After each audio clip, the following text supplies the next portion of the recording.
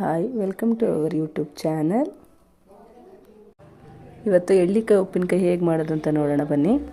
Cut ಮಾಡಿಟ್ಟಿರೋ ಎಳ್ಳಿಕಾಯಿಗೆ ಒಂದು ಸ್ವಲ್ಪ ಉಪ್ಪು ನೀರನ್ನು ಕಾಯಿಸಬೇಕು. ಚೆನ್ನಾಗಿ ಉಪ್ಪು ಹಾಕಿ ನೀರನ್ನು ಮಳ್ಳಿಸಿ ಅದಕ್ಕೆ ಉಪ್ಪು ಅದನ್ನು ಎಳ್ಳಿಕಾಯಿ ಒಳಗಡೆ ಹಾಕೋಬೇಕು. ಮತ್ತು ಖಾರಕ್ಕೆ ಬೆಳ್ಳುಳ್ಳಿ, ಸಾಸಿವೆ ಮತ್ತು ಮೆಂತ್ಯ ಹುರ್ಕೊಂಡು ನೀಟಾಗಿ ಆ ಬೆಳ್ಳುಳ್ಳಿನೂ ಹಾಕಿ ರುಬ್ಬಿ ಅದನ್ನು ಉಪ್ಪು ನೀರು ಹಾಕಿಟ್ಟಿರುವಂಥ ಎಳ್ಳಿಕಾಯಿ ಒಳಗಡೆ ಸುರಿದು ನೀಟಾಗಿ ಮಿಕ್ಸ್ ಮಾಡಿ, ಮತ್ತು ಸ್ವಲ್ಪ ನೀರು ಹಾಕಿದ್ರೂ ತೊಂದರೆ ಇಲ್ಲ, ಯಾಕೆಂದರೆ ಉಪ್ಪನ್ನ ಬಿಸಿ ಮಾಡಿ ನಾವು ಉಪ್ಪು ನೀರನ್ನು ಬಿಸಿ ಮಾಡಿ ಅದರೊಳಗಡೆ ಹಾಕಿರ್ತೀವಿ.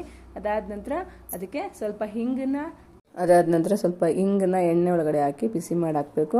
ಮತ್ತು ಅದಕ್ಕೆ ಮೊದಲೇ ನಾವು ಖಾರ ಪುಡಿನ ಹಾಕಿ ಮಿಕ್ಸ್ ಮಾಡಿ ಇಟ್ಕೊಂಡಿದ್ದು ಹಿಂಗನ್ನು ಬಿಸಿ ಮಾಡೋದ್ರೊಳಗಡೆ ಹಾಕಿ ನೀಟಾಗಿ ಅದನ್ನು ಕೈಯಾಡಿ ಒಂದು ಪ್ಲಾಸ್ಟಿಕ್ ಡಬ್ಬ ಅಥವಾ ಗಾಜಿನ ಡಬ್ಬ ಯಾವುದಕ್ಕಾದರೂ ಹಾಕಿ ಒಂದು 5 ರಿಂದ 6 ದಿನ ಅಥವಾ ತೊಂದರೆ ಇಲ್ಲ, ನೆಕ್ಸ್ಟ್ ಡೇಯಿಂದನೇ ತಿನ್ಬೋದು.